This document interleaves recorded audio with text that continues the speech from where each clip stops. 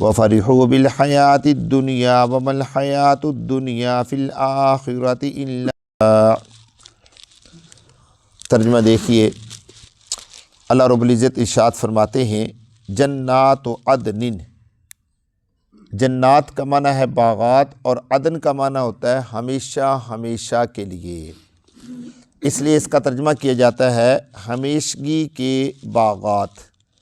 یدخلونہا کہ وہ داخل ہوں گے اس میں، ومن صلح اور وہ لوگ داخل ہوں گے جو نیک ہوئے، من آبائہم ان کے والدین میں سے، و ازواجہم اور ان کی بیویوں میں سے، و ذریاتہم اور ان کی اولادوں میں سے، والملائکۃ یدخلون اور ملائکہ داخل ہوں گے، علیہم ان پر، من کل باب ہر دروازے سے، سلام علیکم اور کہیں گے، یہاں پر معذوف ہے، اور کہیں گے سلامتی ہو تم پر، بما صبرتم اس وجہ سے جو تم نے صبر کیا، فنعم عقبی الدار اور یہ بہترین ٹھکانہ ہے۔ عقبہ کہتے ہیں انجام کو، اور دار کہتے ہیں ٹھکانے کو، اور نعمہ کا معنی ہے بہترین، عمدہ، پس یہ بہترین عمدہ ٹھکانہ ہے۔ والذین ینقضون عہد اللہ اور وہ لوگ جو توڑ دیتے ہیں اللہ کے عہد کو، اللہ کے وعدے کو، من بعد میثاقہ اس کو پورا کرنے کے بعد، یعنی اس کو مضبوط کرنے کے بعد، ویقطعون ما امر اللہ اور کاٹ دیتے ہیں اس کو حکم دیا اللہ نے، بھی اس کے بارے میں، ان یوصل کہ اس کو ملایا جائے، ویفسدون فی الارض اور فساد پھیلاتے ہیں زمین میں، اولئک یہی وہ لوگ ہیں کہ ان کے لیے لعنت ہے، وَلَهُمْ سُوءُ الدَّارِ اور ان کے لیے برا ٹھکانہ ہے۔ اللہ یبسط الرزق لمن یشاء ویقدر اللہ تبارک و تعالیٰ کشادہ کرتے ہیں رزق جس کے لیے چاہتے ہیں، ویقدر اور تنگ کر دیتے ہیں، وفرحوا بالحیات الدنیا اور وہ لوگ خوش ہو جاتے ہیں دنیا کی زندگی کے ساتھ، وما الحیات الدنیا فی الآخرۃ الا متاع اور نہیں ہے دنیا کی زندگی آخرت میں الا متاع مگر کچھ تھوڑا سا سامان۔ یہ تھا ان آیات مبارکہ کا ترجمہ۔ دو تین باتیں توجہ فرمائیے گا۔ نمبر ایک، آپ نے اکثر سنا ہوگا کہ بہت ساری بچیوں کا نام کیا رکھا جاتا ہے؟ عدن رکھا جاتا ہے۔ عدن نام رکھنا یہ درست نہیں ہے، کیونکہ عدن کا معنی ہوتا ہے ہمیشہ۔ عدن کا معنی کیا ہوتا ہے؟ ہمیشہ۔ اور کوئی بھی مرد یا عورت دنیا میں ہمیشہ رہنے کے لیے نہیں آیا، اور عدن جو ہے یہ جنت کا خاصہ ہے۔ کس کا خاصہ ہے؟ جنت کا خاصہ ہے۔ دنیا کی کسی بھی چیز میں آپ غور کریں، اللہ تبارک و تعالیٰ نے دنیا کے لیے کہیں بھی عدن کا لفظ استعمال نہیں کیا، تو اس لیے یہ نام نہیں رکھنا چاہیے۔ ایک بات تو یہ۔ دوسری بات میں دوستو، اللہ رب العزت فرماتے ہیں وَمَن صَلَحَ مِنْ آبَائِهِمْ وَأَزْوَاجِهِمْ وَذُرِّيَّاتِهِمْ وَالْمَلَائِكَةُ يَدْخُلُونَ عَلَيْهِمْ مِنْ كُلِّ باب، کہ یہ جو لوگ ہوں گے نا جن کے بارے میں کل آپ نے پڑھا، عقل مند لوگ، جن کی آپ نے 8-9 باتیں پڑھی تھی، جن کے بارے میں کہ عقل مند یہ لوگ ہیں، یہ لوگ ہیں، یہ لوگ ہیں، یہ لوگ ہیں، اللہ فرماتے ہیں کہ یہ جنت میں داخل ہوں گے، اور ان کے ساتھ ساتھ ان کے والدین بھی جنت میں داخل ہوں گے، ان کی بیویاں بھی جنت میں داخل ہوں گی، اور ان کی اولادیں بھی جنت میں داخل ہوں گی۔ لیکن شرط یہ لگا دی اللہ رب العزت نے، من صلح، جو ان میں سے نیک ہوں گے۔ اب یہاں پر دو باتیں سمجھ میں آتی ہیں۔ ایک بات تو یہ سمجھ میں آئی کہ انسان جب جنت میں داخل ہوگا تو انسان کو پتہ ہوگا کہ یہ میرے والدین ہیں، یہ میرے گھر والے ہیں، اور یہ میری اولاد ہیں، اور یہ بھی ہو سکتا ہے کہ انسان اپنے سارے رشتہ داروں کے ساتھ، والدین، بیوی، بچوں کے ساتھ جنت میں داخل ہو۔ بات نہیں سمجھے؟ کیونکہ اللہ نے پیچھے فرمایا نا، یدخلون، داخل ہوں گے وہ نیک لوگ، اور وہ لوگ جو ان کے ساتھ ہوں گے اولاد میں سے، والدین میں سے، اور ازواج، بیویوں میں سے۔ ہاں، دوسری بات یہ سمجھ میں آئی، من صلح، جو نیک ہوں گے۔ ہر انسان جنت میں داخل نہیں ہوگا، بلکہ جو نیک ہوگا وہ اس کے ساتھ جنت میں داخل ہوگا، جو بد ہوگا وہ اس کے ساتھ جنت میں داخل نہیں ہوگا۔ اور تیسری چیز میں دوستو اللہ تبارک و تعالیٰ فرما رہی ہیں یدخلون والملائکۃ، اور فرشتے داخل ہوں گے ان پر ہر دروازے سے۔ اب ایک اس کا مطلب یہ بھی ہے کہ جنت کے اندر جب وہ سارے حضرات چلے جائیں گے تو جنت میں کوئی ایسی جگہ، کوئی ایسا میدان ہوگا جہاں پر وہ سب جمع ہوں گے، اور فرشتے 8 دروازوں سے نکلیں گے اور داخل ہوں گے جنت میں، اور ان کو کیا کہیں گے؟ السلام علیکم ورحمۃ اللہ وبرکاتہ، سلامتی ہو تم پر، کیونکہ تم اب سلامتی والی جگہ پر کیا ہو؟ آ چکے ہو۔ سلام علیکم بما صبرتم، اور یہ سلام کیوں ہوگا؟ اس وجہ سے کہ انہوں نے دنیا میں صبر کیا۔ میں دوستو یہ بات ذہن میں رکھیے گا کہ صبر اللہ کی بہت بڑی نعمت ہے۔ حدیث پاک میں آتا ہے، نبی محترم صلی اللہ علیہ وسلم ارشاد فرماتے ہیں کہ 2 چیزیں جنت کے خزانے ہیں۔ 2 چیزیں کیا ہیں؟ جنت کے خزانے ہیں۔ ایک صبر کرنا اور دوسرا شکر کرنا۔ اگر کوئی آدمی اللہ کی نعمتوں پر شکر کرتا ہے اور اللہ کی طرف سے آنے والی پریشانیوں پر صبر کرتا ہے تو یہ دونوں جنت کے خزانے ہیں۔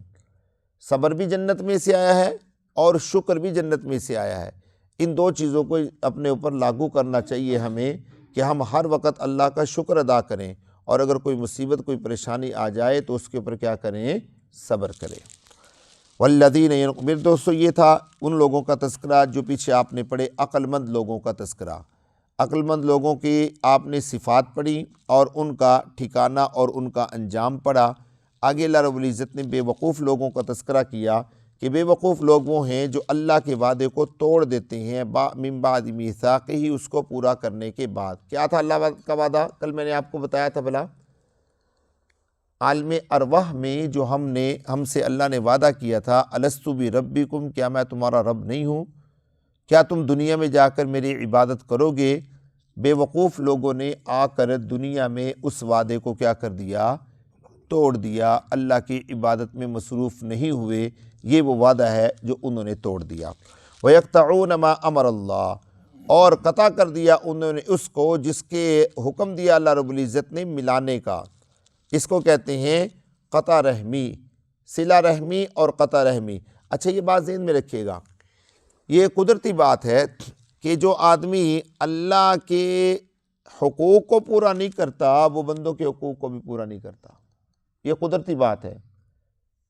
ہاں کچھ لوگ ایسے ہوتے ہیں جو حقوق اللہ کو پورا کرتے ہیں، حقوق العباد کو پورا نہیں کرتے، ایسے لوگ بھی ہیں۔ کچھ لوگ ایسے بھی ہیں جو حقوق العباد کو پورا کرتے ہیں، وہ حقوق اللہ کو پورا نہیں کرتے۔ لیکن اکثریت ایسی ہے کہ جو لوگ حقوق اللہ کو پورا نہیں کرتے وہ حقوق العباد کو پورا نہیں کرتے، بے شمار لوگ ایسے ہیں۔ اور یہ بات ذہن میں رکھیے گا کہ جو لوگ حقوق اللہ کو پورا کرتے ہیں، حقوق العباد کو پورا نہیں کرتے، اللہ فرماتے ہیں مجھے تمہارے حقوق پورا کرنے کی ضرورت نہیں ہے۔ اس کا مطلب یہ ہوا کہ جس آدمی نے بندے کا حق پورا نہیں کیا اس نے اللہ کا حق پورا نہیں کیا۔ اور اسی وجہ سے اللہ کے پیارے پیغمبر نے ایک بڑا پیارا قانون بیان کیا، ذرا توجہ فرمائیے گا۔ اللہ کے نبی فرماتے ہیں رضا الربی فی رضا الوالدی و سخط الربی فی سخط الوالدی، کہ باپ کی رضا میں رب کی رضا ہے، باپ کی ناراضگی میں رب کی ناراضگی ہے۔ یہ حقوق العباد ہی کے ساتھ اس کا تعلق ہے۔ ٹھیک ہو گیا جی؟ اور تیسرا کام وہ کیا کرتے ہیں؟ یفسدون فی الارض، فساد پھیلاتے ہیں زمین میں۔ بے وقوف لوگوں نے اللہ کے وعدے کو توڑ دیا، ایک کام کیا۔ نمبر 2 قطع رحمی کو پوری کر دی، دوسرے لفظوں میں یوں کہیں کہ حقوق اللہ بھی ادا نہیں کیے، حقوق العباد بھی پورے نہیں کیے۔ اور تیسرا کام کیا کیا؟ زمین میں فساد پھیلایا۔ ظاہری سی بات ہے جو آدمی حقوق اللہ کو پورا نہیں کرتا، حقوق العباد کو پورا نہیں کرتا، وہ زمین میں کیا کرتا ہے؟ دندناتا پھرتا ہے۔ اللہ فرماتے ہیں لہم اللعنۃ ولہم سوء الدار، ان کے لیے دنیا میں بھی لعنت ہے اور ان کے لیے آخرت میں بھی برا ٹھکانہ ہے، یعنی دنیا میں بھی یہ ملعون ہیں اور آخرت کے اندر بھی ان کے لیے برا ٹھکانہ ہے۔ باقی رامت یہ اب ذرا غور کرنا، بڑی پیاری بات، آخری چھوٹی سی بات ہے، ایک چند سیکنڈ کی بات ہے کہ عقل مند اور بے وقوف لوگوں کو دیکھ کر بہت سارے حضرات پریشان ہوتے ہیں کہ یار یہ آدمی اتنی اللہ کی عبادت کرتا ہے، یہ عقل مند بھی ہے پھر بھی اس کا رزق تنگ ہے، نہیں سمجھے؟ اور یہ آدمی اللہ کی نافرمانی کرتا ہے، یہ تو بے وقوف ہے، اس کا رزق اتنا کشادہ ہے۔ آپ نے دیکھا ہوگا کئی ظالم لوگ ہیں، دنیا دار لوگ ہیں، ان کے پاس کاریں، کوٹھیاں، بنگلے، بڑے بڑے رقبے اور سب کچھ ہے، اور جو دیندار ہیں ان کے پاس بمشکل گھر، اور کئی لوگوں کے پاس تو گھر بھی نہیں ہے۔ اللہ تبارک و تعالیٰ نے آخری آیت جو بیان کی اس کا ترجمہ دیکھ لیں، آپ کو خود سمجھ میں آ جائے گا۔ کیا فرما رہے ہیں؟ اللہ یبسط الرزق لمن یشاء ویقدر، اللہ فرماتے ہیں اللہ کشادہ کرتے ہیں رزق جس کے لیے چاہتے ہیں، ویقدر، اور تنگ کر دیتے ہیں جس کے لیے چاہتے ہیں۔ اس کا تعلق اللہ کی رضا کے ساتھ نہیں ہے، رزق کا تعلق اللہ کی رضا کے ساتھ نہیں ہے، یہ بات ذہن سے بالکل نکال دیں۔ رزق کا تعلق عبادت کے ساتھ بھی نہیں ہے۔ ہاں، عبادت کرنے سے رزق میں برکت ہوتی ہے، عبادت کرنے سے رزق بڑھتا ہے، لیکن اگر کوئی کہے کہ میں عبادت کروں گا اور میرا رزق مجھے ملے گا، ایسا نہیں ہے۔ جو طے شدہ ہے وہ اللہ نے کیا کرنا ہے؟ عطا کرنا ہے۔ ہاں، مالدار کا جو گناہگار ہے اس کا کشادہ کر دیا اللہ نے، جو نیک ہے اس کا تنگ کر دیا۔ وَفَرِحُوا بِالْحَيَاةِ الدُّنْيَا، اللہ فرماتے ہیں یہ لوگ دنیا کی زندگی میں خوش ہیں، جبکہ وَمَا الْحَيَاةُ الدُّنْيَا فِي الْآخِرَةِ إِلَّا مَتَاع، نہیں ہے دنیا کی زندگی آخرت میں مگر تھوڑا سا سامان۔ الا متاع، متاع سمجھتے ہو؟ ذرا تھوڑا سا غور کریں، پچھلی صورت میں ہم نے متاعن کا لفظ پڑھا تھا نا؟ جب یوسف علیہ السلام کے بھائی یوسف علیہ السلام کے پاس آئے تو انہوں نے کیا کہا تھا؟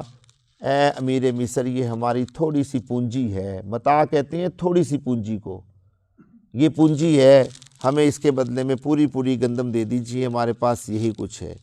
تو اللہ فرمانا چاہتے ہیں کہ دنیا آخرت کے مقابلے میں وہ متاع ہے۔ متاع اس کو کہتے ہیں جو مسافر کے پاس ہوتی ہے۔ کیا ہوتا ہے مسافر کے پاس؟ 2 سوٹ ہوتے ہیں، اس کے علاوہ اور کچھ نہیں ہوتا۔ اللہ مجھے اور آپ کو فہم نصیب فرمائے۔